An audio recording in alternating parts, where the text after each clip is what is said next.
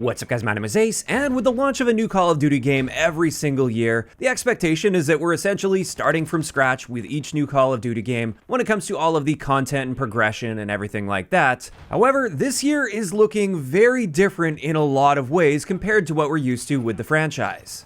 As of right now, the expectation for Call of Duty 2023, based on leaks and rumors from reliable sources, is that we're going to be seeing Modern Warfare 3, and this is just going to be a direct continuation of Modern Warfare 2. So for the first time ever with Call of Duty, we're seeing a direct sequel back-to-back within the same sub-franchise. Whereas normally with Call of Duty, you'd have to wait at least a year or two to get the sequel for the current Call of Duty game, because they've had a tendency to rotate back and forth between the different studios that have their own sub-franchises. Now to top this off, again, based on leaks and rumors from the past, initially, it appeared Activision's plan this year was to just do an expansion pack for Modern Warfare 2, so we weren't actually going to see a brand new Call of Duty game, but apparently behind the scenes they have pivoted and they are doing a full new release. And with that in mind, it's unlikely that they've really had the time to start from scratch and really build all the content and assets and resources to make a game from scratch. And it seems very likely at this point that at least some of the content is going to be carrying over from Modern Warfare 2 to Modern Warfare 3. So that's what I wanted to talk about today. I wanted to go through various sections of content and just share some of my thoughts, expectations, and hopes when it comes to that content potentially carrying over to the next Call of Duty game. And a big part of this actually spurs from a leak from back in February. This one's coming from Bloomberg. And with this, according to their inside sources, the plan at the time, back in February at least, was that this new game, which is now rumored to be called Modern Warfare 3, is actually going to be carrying over maps and modes from Modern Warfare 2. Although their sources did clarify that that was just the plan at the time, and things definitely could change between then and launch. So this isn't set in stone by any means, but this does raise the question, how much, if any, of the content will be carrying over to Modern Warfare 3? And let's start this topic off with the maps, since that was part of the leak. This is one area where I really hope we don't see many, if any, of the maps from Modern Warfare 2, like the current Modern Warfare 2, not the old school one. I really hope we don't see any of them carry over to Modern Warfare 3. And it's not because I think they're all terrible maps. I actually think Modern Warfare 2 has a handful of pretty decent maps, although the spawn design I think ruins most of them. But when it comes to a new Call of Duty game, I'm fine with certain similarities when it comes to gameplay mechanics or animations or certain assets being reused, but I do want a fresh experience at least when it comes to the maps. I don't want to be playing on the exact same maps that we've just been playing on for the past year. Even if I like those maps, I want a fresh experience if it is going to be a new game and not just an expansion pack for the current game. In saying that though, there have been many other rumors that they've been holding back the original Modern Warfare 2 map remakes. In fact, most of those maps are apparently being remade and remastered, and they were going to be sold as an expansion for Year 2 content of Modern Warfare 2. Now it seems likely they're holding those back for the release of Modern Warfare 3, and most, if not all, of the original Modern Warfare 2 maps will be coming as part of the game.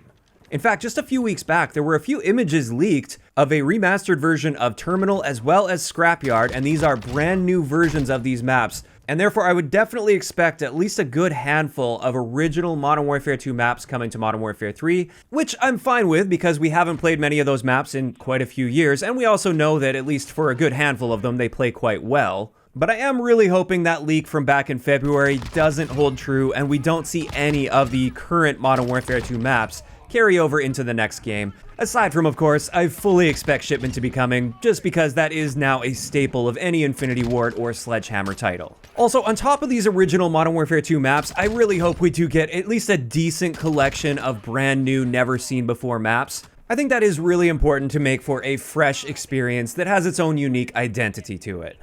Now, just one final note on maps as well, just something I wanted to remind you guys of. It is heavily rumored that Las Almas will be the next mainline Warzone map that would be coming likely with Season 1 of Modern Warfare 3, and therefore within that, we should be seeing a lot of familiar areas from multiplayer maps in Modern Warfare 2, like Mercado for instance, that is part of the Las Almas map. So that's one area where we might be seeing some content carryover, although I really hope we don't in that particular area.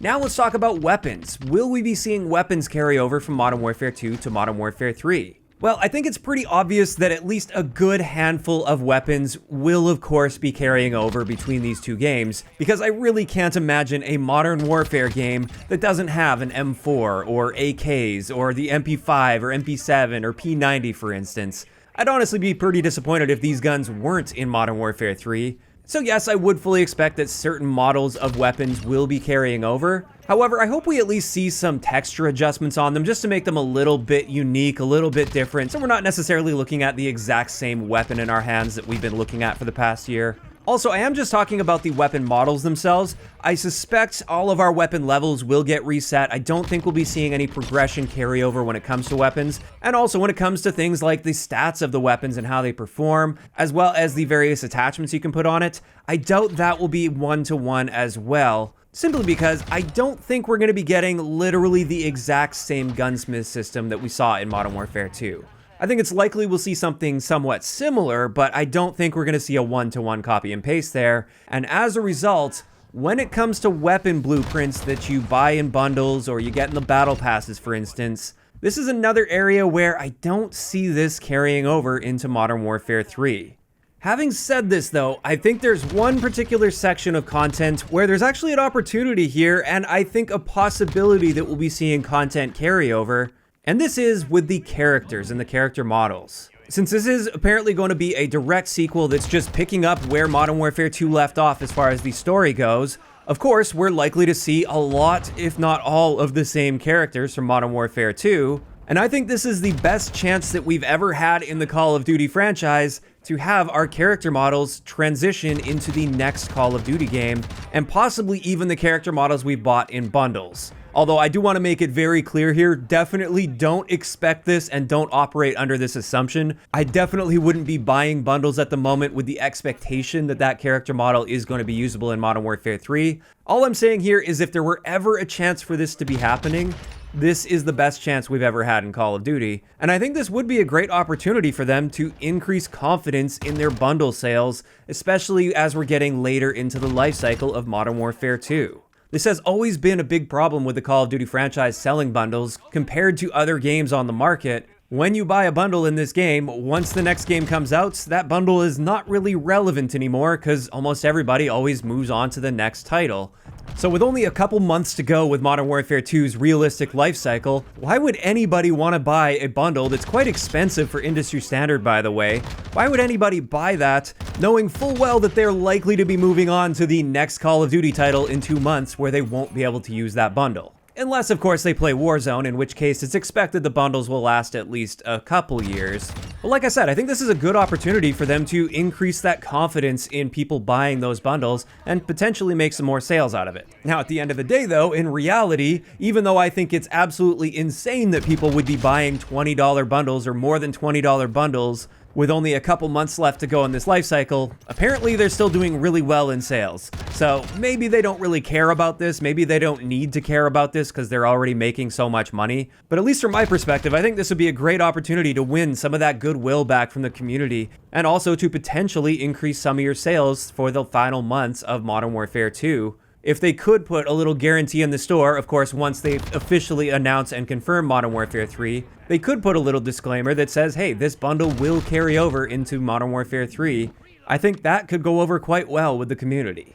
But when it comes to this, I guess time will tell. Like I said, don't operate under the assumption that they're going to be doing this, but who knows, maybe we will see something like that. And with that, that's pretty much going to wrap it up for this topic. It's just something that's been on my mind lately. Also, I've had quite a few people asking me about this on stream, so thought I might as well turn it into a video. But this is where I want to hear from you guys in those comments down below. With this year's Call of Duty game apparently being a direct sequel and continuation of the previous one, do you think it makes sense for them to carry over at least some of the content that we're currently using? Do you think they will carry over any content? Or do you think it's going to be just like any other Call of Duty launch, where we're starting from scratch when it comes to everything, with no carryover from the previous game? Just let me know all of those thoughts down below. If you enjoyed the video, a like rating is always appreciated, and don't forget to subscribe for more if you haven't already. I'll talk to you guys next time.